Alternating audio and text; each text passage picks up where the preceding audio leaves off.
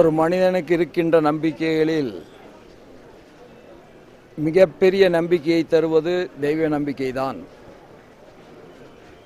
மாதம் மாதம் வர வேண்டும் என்று நினைத்தாலும் கூட வர முடியாமல் போகிறது.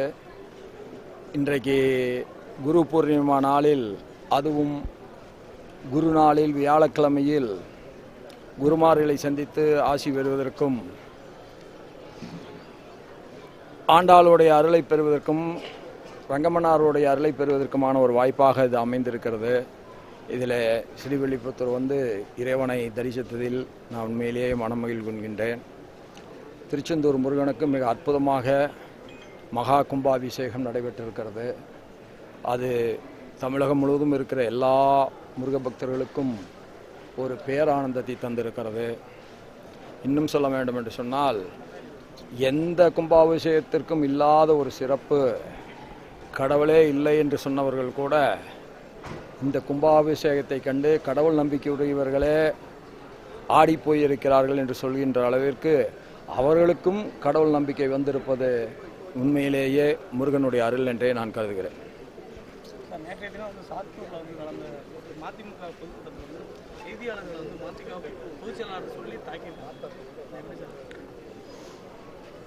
இதுக்கு ஒரு கவர்னர் பதில் சொல்வது சரியாக இருக்காது.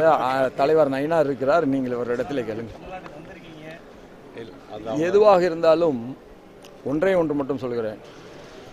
பொது வாழ்க்கையில் இருக்கின்றவர்கள் எல்லா நேரங்களிலும் பொறுமையை கடைபிடித்துத்தான் ஆக வேண்டும். முதலில் பொது வாழ்க்கைக்கு வருகின்றவர்கள்